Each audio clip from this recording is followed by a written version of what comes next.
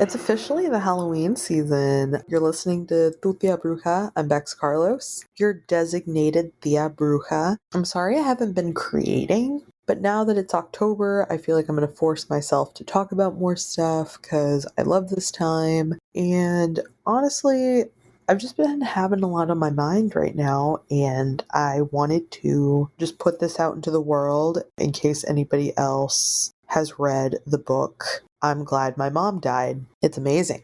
It's so good. I'm literally listening to the audiobook for the third time. And each time I pick up something different. I'm going to take this time real quick to just say that before I get into all the spoilers, because I have a lot of them, but I would like to say that if you have been following the show for a while, and if this is your first time, hello, I'm glad you've joined. Metzgley Wolf is a friend of mine and the show. They are the revolutionary mystic. They have amazing candles that span all different types of whatever you're looking for. You know, they have an online botanica, they have candles, an ACAB candle, Hex the Patriarchy, Santa Muerte candles. They have, Vaya con Dios. Like, they have all different types of candles. I think they really try to consider a lot of different practitioners. And as a hoodoo root worker that works in a lot of different types of mediums, they do a lot of different stuff. But we love Metzgley. We love everything that they do. And they have a wolf dog sanctuary. And if you don't know a whole lot about wolf dogs, I'm going to drop an episode about the mission and everything they're doing on Tuesday. We're doing a raffle to save Mia. Mia is a wolf dog that is at risk for being euthanized, and we don't want that to happen. It's incredibly hard for a lot of pets at shelters right now to get adopted or get attention, let alone a wolf dog. And if that breaks your heart, the fact that, that exists in two worlds essentially is just being killed for being sort of like me, a product of colonization, right? I think that you should definitely look into that story and see if it resonates with you. This is a trigger warning, so please also keep in mind, if you're not in the place where you can handle a book that really discusses trauma and how it impacts us, generational and also individual, you don't want to check out this book right now. Take the time when you're in a better spot mentally, because it might trigger you and it might be too much for you. There's mentions of sexual abuse, emotional abuse, sexual coercion. If you have any type of sexual trauma, predator, abuser related trauma, or if you have a history with eating disorders or disordered eating, sit this one out. So that being said, let's talk about this book. I have to say that I've been reading a lot of reviews because, like I said, this is my third time reading this book or listening to this book. The audiobook, she reads it. So I think that that's a lot more powerful. And first thing that I want to bring up is I saw a review that said that the book was overtly sexual. And I would say that I completely disagree with that because I think that every story that's told about some sort of sexual activity is very much relevant, right? Like when she talks about having her first kiss at 18, which is, I would say, a lot more uncommon, but I think being kissed at any age, it happens differently for everyone. But she's talking about that, and she talks about how she experienced being wet for the first time and, not being aware of what that was or why that happened. She talks about giving a blowjob, the first time she gave a blowjob and kind of the whole circumstances around that, asking this man what cum is after he finishes, and the guy kind of turns over and he's like, "What have I done?" And then I like how she circles back to that later, right? When she has another boyfriend named Steven and she's blowing him, trying to get him to want to have sex again, right? Because he's sort of having this whole moment where he is having delusions and doesn't realize that it's mental illness. Then she brings it back and again she says, "What have I done?" Which I thought was very, very good work. In addition to that, here's the thing. I love reading books. It's taken me a while to get back into them. I really want to get a physical copy of this book and be able to actually read it since I've heard it so many times. I feel like Jennette McCurdy's book is what got me back into reading. So thank you for that. Also for maybe having a domino effect and making me realize a lot of my trauma, which, this year we are in the year of the Phoenix. Metzgley told me this. So by the way, shout out to Metzgley. If you need an astrologer to read your shit, talk to them. But anyway, this is the year of the Phoenix. So we are all collectively going through it and coming out the other side stronger. And This is to say, I think that this book needed to come out at this time, and it's helping a lot of people like figure out a lot of their own shit, because sometimes you need that push, right? I love books, and this actually reminds me of when I was in third grade, right? Because I feel like I was always that shithead that would always read ahead, but it's always because I felt like it had to be overly explained to everyone else around me. And this isn't to say like I'm really smart or whatever, because that's not what I'm trying to say. But what I am trying to say is that like sometimes I would pick up on things that other people wouldn't pick up on. And I remember at one point the whole class getting upset with me because I had pointed out that Madame Zeroni and Hector Zeroni, Zero, were related, and they were like really mad about it. They literally have the same last name. And it wasn't to the point where that wasn't obvious yet. And I'm just like, did you really need someone to explain that to you? And mind you, this was third grade, so maybe some people did need that explained to them. But like me, I'm over here like, Zeroni? How many Zeronis do you know? I'm just saying, personally, I don't know any. Anyway, so this is to say, like, I just feel like a lot of people are getting caught up on the wrong parts of this book. Like, I see so many people talking about the fact that she said all these things about Ariana Grande. And I'm like, okay, but you also have to understand that all this information that's coming out, she's writing it. It's obviously in the past, but she's writing it like it's in the present, really solidify her narrative so you can understand what she's saying. And I think that that was a really good way of doing it. I think it really helped tell the story better. I really felt like at times I felt what she was feeling, especially with the audiobook, right? Because you're hearing it, you really connect with it a little bit more, in my opinion. Another thing that I noticed is the fact that obviously, I mean, we could go on and on about how Jennette's mother really crippled her sense of self and like manipulated her and all this and that. But I really want to focus on one story, right? The story that I want to focus on is the ice cream story after the Mad TV audition. Because obviously she pays a lot of attention to Jennette. She tells her that they can go get this ice cream specifically because they have a coupon, right? She made a big deal out of the fact that she did not want nutty coconut. She wanted, I believe it was like cookies and cream or some cookie dough thing, whatever. It's really irrelevant what she wanted, but the fact is she wanted something different. And the fact that she manipulated her, oh, you're growing up, Jennette, was very much trying to please her. As an adult, right, I realize that she was trying to manipulate her because they probably did not have the money for 2 ice creams. And this is before her mother started to sort of encourage her disordered eating.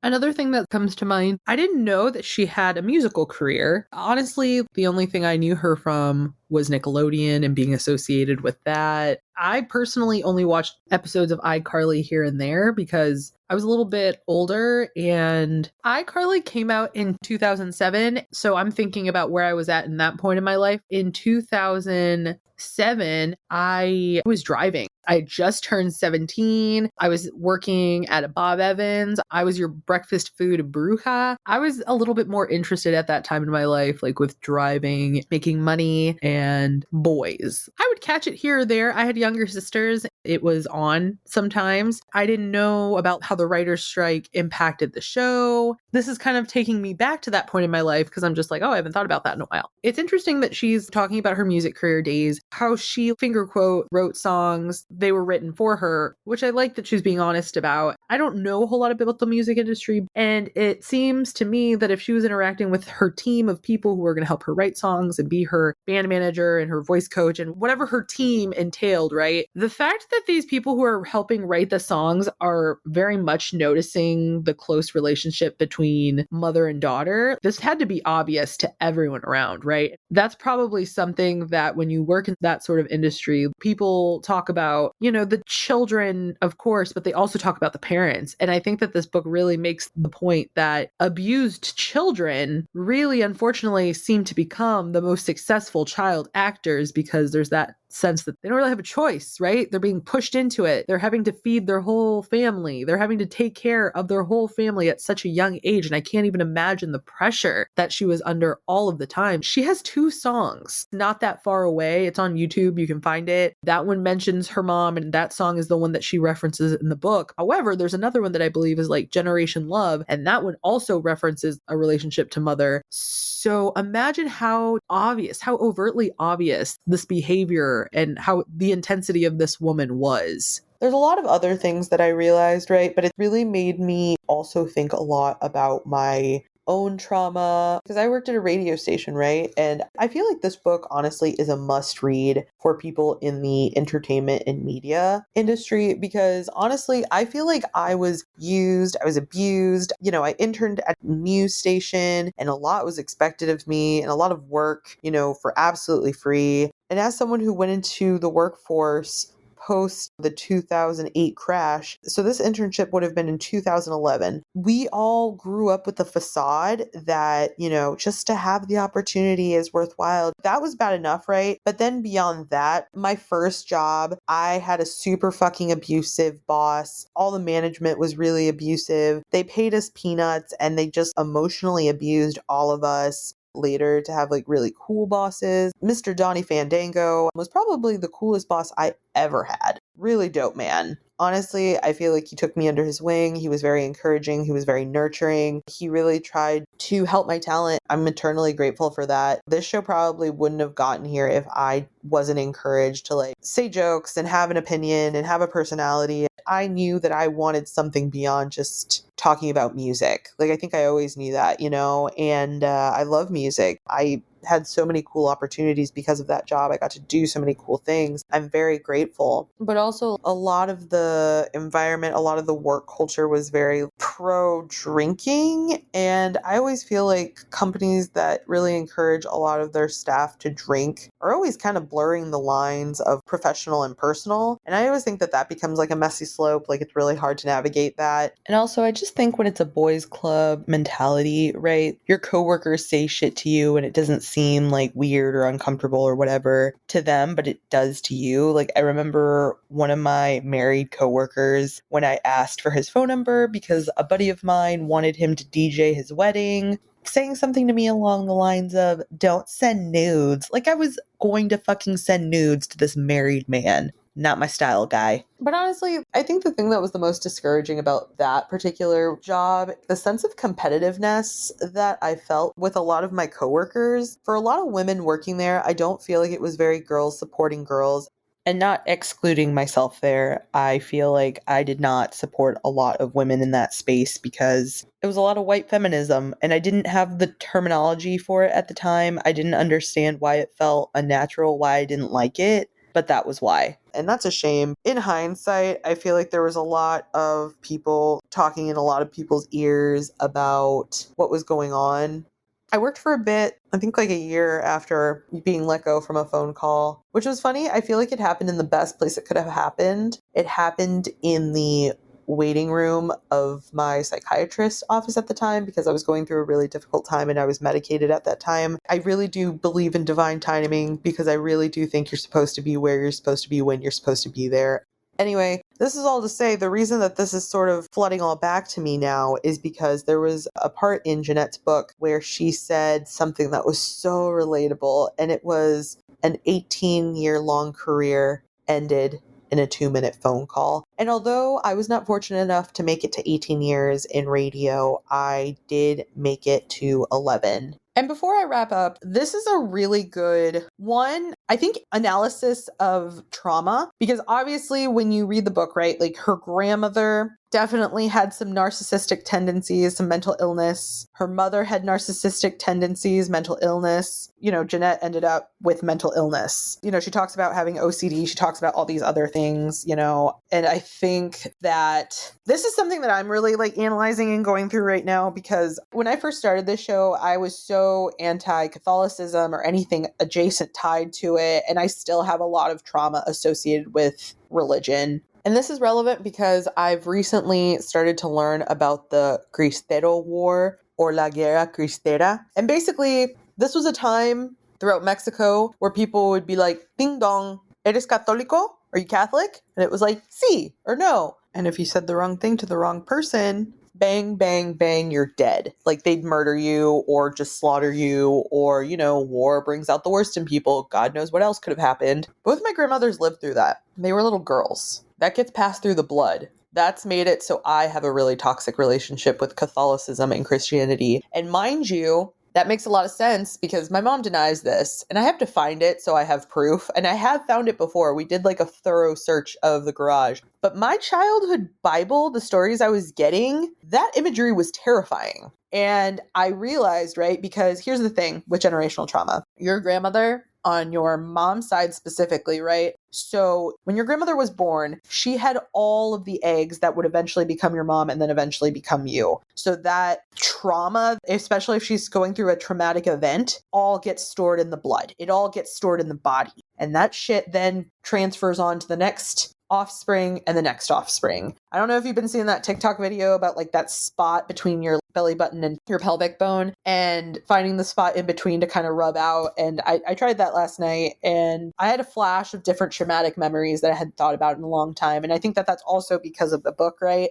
To really make me analyze my own life. I'm sorry, this book just has me thinking about so many things, right? Because I also have been thinking a lot about the fact that we have, and Francesca Hogi of Dear Franny says this in such a way that I love, we have a self-worth problem, right? And so because we don't love ourselves, it's really hard to seek the love that we want or the love that we deserve. But it really got me thinking, right? Like, say Jennette hadn't been in the picture and it was just all boys that her mother Deb had, right? I feel like because they got normalized to a woman acting like that all of the time, you know, that becomes the normal for them, right? So it's like when they have wives or they have girlfriends or, you know, whatever, when they're acting like Karens, it's like, well, this is normal. This is normal. Why is everyone so upset? This is normal. You know what I mean? And the thing that we don't talk about enough in society is that like white supremacy continues on because of women. So if you have women who act like Jennette's mom, really repressing her children, infantilizing them, really like tormenting them, they do get associated with that being the normal. And because, you know, people only have their own perspective of life, right? At times, if they don't do the work to like see how other people have experienced life or suffered outside of their perspective, they think that everybody lives like them. You know what I mean? So it's like, oh,